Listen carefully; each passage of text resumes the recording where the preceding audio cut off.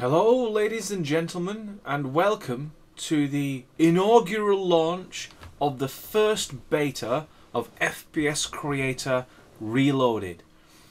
And I wanted to cover a couple of questions that's emerged from the community since the launch, and I figured the best format to do that was a video, because I can show you the software at the same time. Before I get into the questions, however, I think it's important that I run through the process from the very beginning, and that means installing the software. So I have it already downloaded, and we're going to run through the installation process for you so you can see the software experienced exactly as it happens. So I'm not skipping any steps, and I'm not doing any mysterious, clever leapfrogging techniques over features that are important. I think a pretty good first feature is actually getting the software on your computer in the first place. So we'll complete this installation and then we'll proceed to the questions. As you can see, I've actually put the DirectX installer as a web installer to keep the download size small. But if you feel that you want the full redistributable DirectX built into the installer, please let us know through the various social feeds, whether that be my blog comments, forum posts, or, dare I say it, emails. You can tick off the Bing bar, and this process will check your system to see which DirectX components are missing and only download the ones that you don't have. So it's a very efficient installer.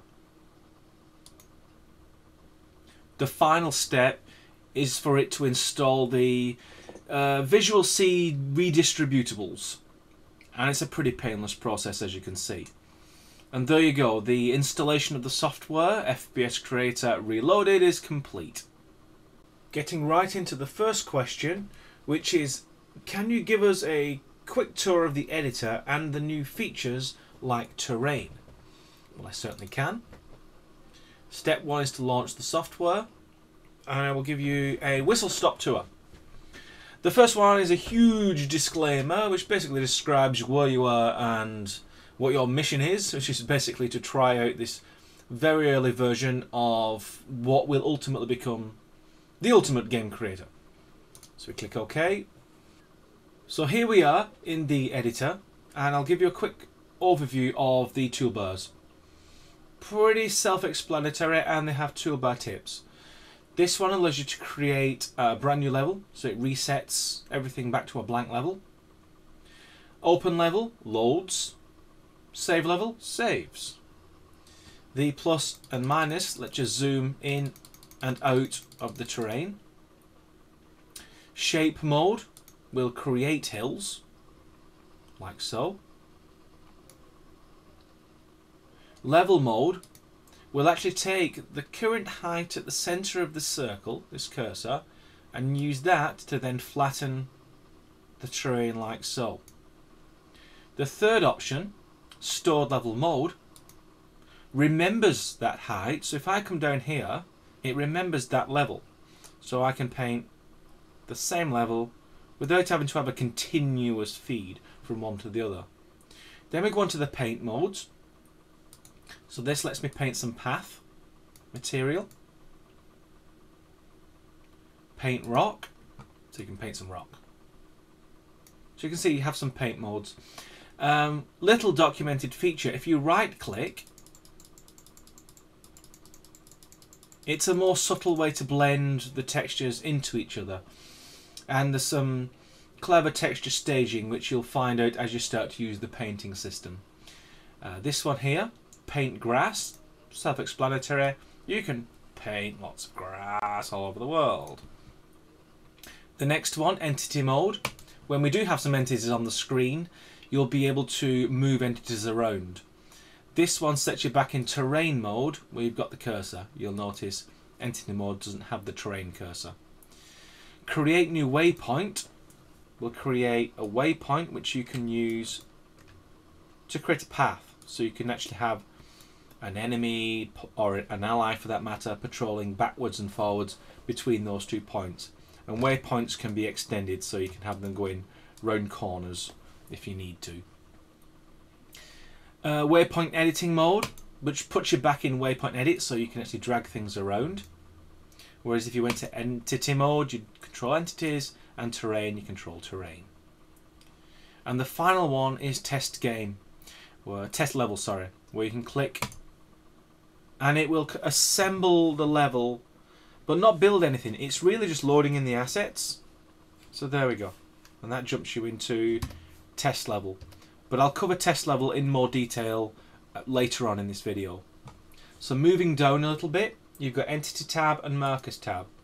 So Entities allowed you to select an entity. So we can drop down a building, or we can drop down a character.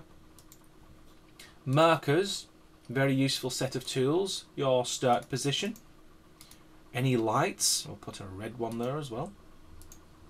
If we scroll down, you have more options. You have a win zone, so if you enter that zone, you'll win the game. A trigger zone, if you cross this zone, things in the game will happen, and you can use scripts to figure out what that might be. A sound zone, you have a story zone, so you can play animations when you enter that region. And those are the markers. This is really just a button to launch the website. So you want to sort of make a comment or post something you've done, you can jump straight to the website and start that journey there. Usual status panels down the bottom. File menu really reproduces what we've already seen. New, load and save, save as to save under a different file name. A little footnote to say it's a very good idea at the beta stage to save early and save often, and save under different file names. You'll thank me later for that pearl of wisdom. Terrain reproduces what you saw here. View lets you decide whether you're going to hide and show certain parts of the interface. For example, maybe I don't want to have waypoints toolbars or show. By default, they're all shown. They're all very useful. And of course, the help, which gives you about information, credits. A favourite of mine, click here and you'll see names of everybody that's helped develop this software via pledging. I'd make this link bigger if I could figure out the code to do that.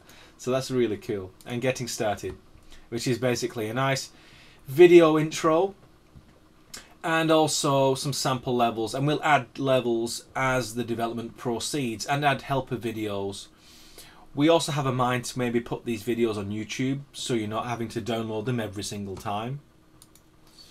And that completes the tour. Hopefully I've covered every single button, and of course the final one is to exit the software entirely. So hopefully that's a comprehensive answer to the first question. Another question was, please show us how to set up a simple game, or words to that effect. Well, that's pretty straightforward. All games comprise a particular set of elements. So if I increase my brush size using the plus and minus keys, I can wipe out what I've got, but I'll be all time sort of deleting these one by one. So I'm just going to press the new button and then that'll blank it all off. I'll have a nice paved level, and maybe I will just perimeter a different edge like so. This is using the right mouse button, but perhaps more on these editing features later on. So a game needs several things. You need a beginning, a middle and an end. At least that's what I was always taught. So the beginning's pretty straightforward, a start marker. The middle, which I will call obstructions, things to get around. So what I'm going to do is set up a lot of buildings really close together and a bit of a gap. And then to add to our drama, I'm going to put a character rotating with the R key, and I'm going to place him at the end of this little corridor. And then that's the what I would call that the middle. I use the arrow key to scroll a little further up. Now we want sort of an end game. Where do we have to get to? So I'm going to pick maybe this block. I'm going to create a little structure like so. The idea is I have to reach this. So maybe the goal is to get the golden propane tank of law. And to give it some drama, I'm going to give it a yellow light to say, oh, this is what I need to reach. And finally, we have a wind zone. And we can place that here. And then we can use the individual nodes to contour that. So the basic idea is that when you enter that zone, you win the game. So we go back down, maybe moving further off, like this. Actually, what we'll probably want to do is like a path.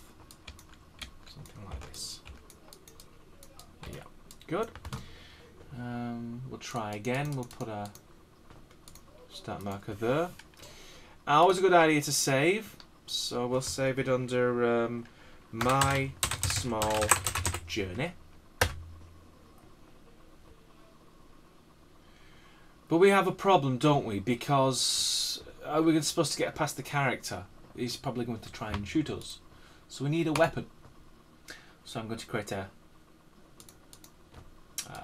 table. So I'll put a table in the world. I'll zoom in on it a little bit. And I'm going to give myself a weapon. So I will give myself the...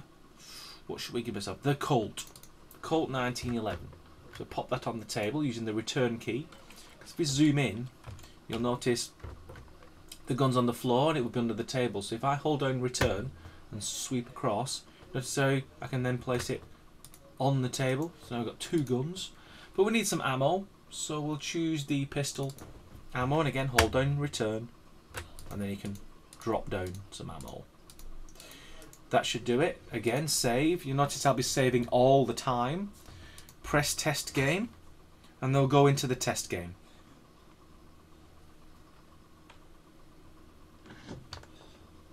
So I collect my gun. I collect my ammo. Hold down shift to run. The character sees us. We kill the character. And then we run. Think. Now the wind zone really just takes you back to the beginning of the level because you don't really want to come out of test game. But in the finished standalone game, that would be level complete and you move on to the next level. So with that, you have a beginning, a middle, and an end. And that's how you create a small game. Another question, and a good one, is performance still seems to be an issue. How will you be dealing with this? Well, that's something that's going to be worked on immediately. It's actually a very, very high priority for us for the next few versions of the software. I've just loaded in a new level. I'm using this as a sort of a benchmark test. It's not a huge level, but it has enough of the elements to sort of represent 5 minutes of gameplay. So if I press test level and then press tab, you'll actually notice we've actually got a metrics panel which shows you the performance activity of all the different modules within the engine. And we've been using this to address, analyze, detect where the performance drains are. Now, if you find yourself with a graphics card that is what we would call low end, there's something you can do right away to improve your performance. Go onto the graphic options panel. In order to get the cursor and the extra sliders, I just press tab twice. So you can use the tab button to go through and rotate through the different panel options. So the one with the most panels on is the one with the cursor. Now notice I can actually drop reflections to 0. I can drop light rays to 0. Vegetation I can switch off. I can even switch off shadows as well. A little tip, don't play with bloom, because switching bloom off switches off the post-processing, which means nothing gets rendered to the screen. So you can leave that to 100%. And you'll notice that my level is now running considerably faster.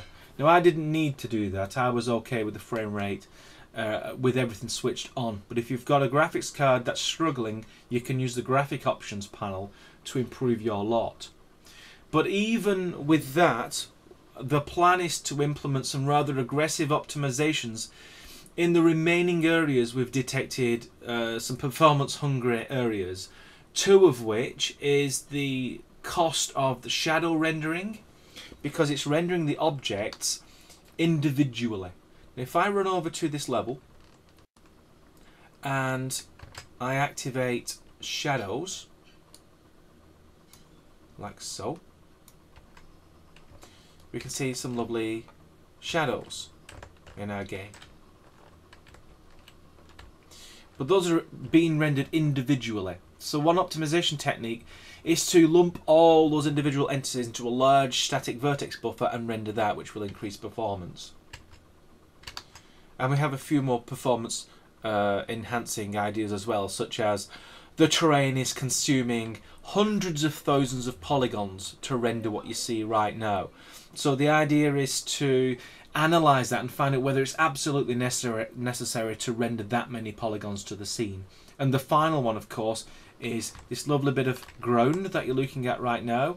That is using a really aggressive shader, and each individual pixel has quite a large pixel shader attached to it. So the idea, of course, is to, obviously for the lower end cards, to make that a rather less aggressive shader.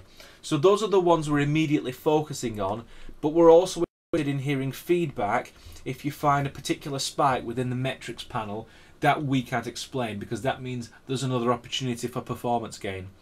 So we're going to be fighting the performance war continually until we've reached a level where an average graphics card that we would call a mid-range card could run the game at 60 frames per second. So that's the plan, and I hope that in some small way answers that particular question. Another question is, what are your plans for the AI scripting? Another good question. Well, currently, as some of you may know, the FPS Creator Classic used a scripting language called FPI, which was invented exclusively for the purpose of controlling entities within your game. But over the years, we've had feedback that perhaps a more established and familiar language should be used, and the one that kept repeating time and time again was Lua, L-U-A.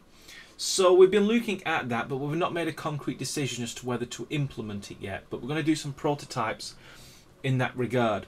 Now the idea, of course, is that scripts allow you to make interesting behaviours within the context of your game. But you don't have to learn scripting to use FPS Creator Reloaded. The idea is that there'll be lots of properties that you can set simply by right-clicking on an entity and then selecting the properties that you're interested in to create those different behaviors. Scripting is when you want to go beyond the properties panel and start creating unique behaviors to your game.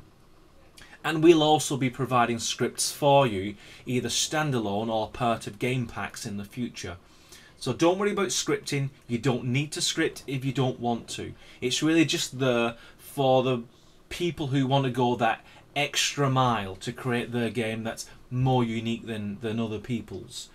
And Lua is a great way to do that, because there's opportunities for us to have a much faster logic processing module if we use Lua, because we can move it into the engine, we can make it multi-core, and you can have a lot more entities running their logic at the same time.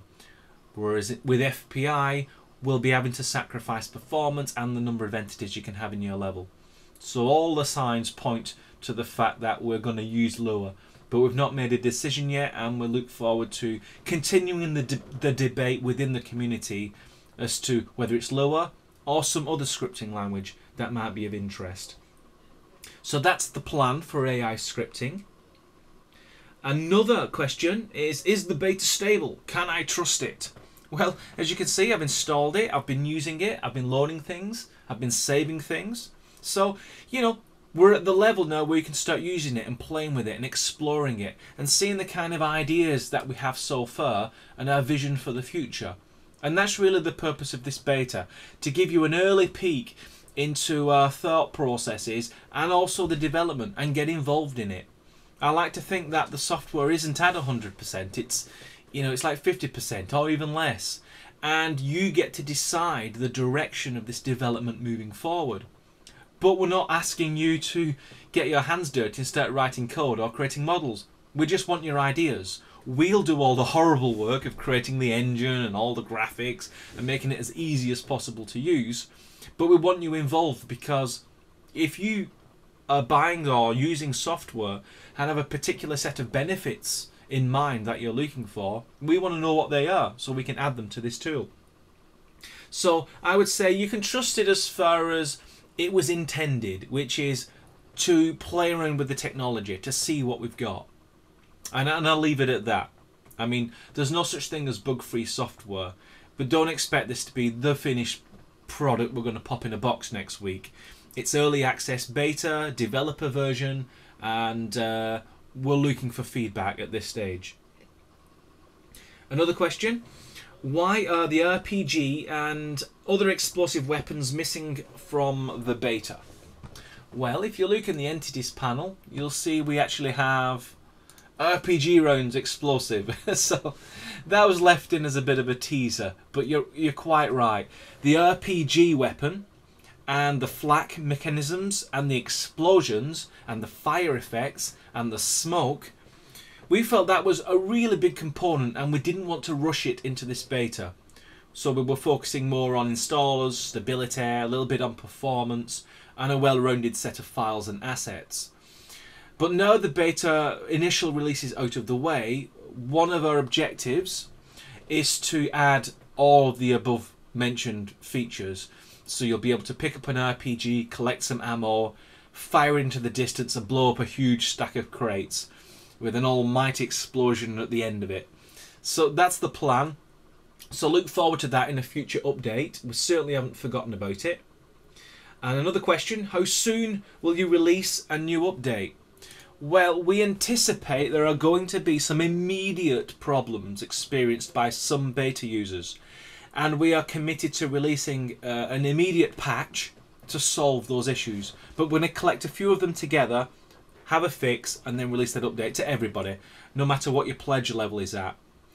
In terms of a major update, people who've pledged at the gold level are going to get what's called an alpha cascade version, which is when we've added more media, including things like bridges, which is a really great thing. You can create a valley and then create a bridge over the top of it. Things that include new media, new features, new things that we're playing with. That goes into what's called an alpha cascade, and gold pledgers will get access to that at the end of the month, at the end of November. So look forward to that.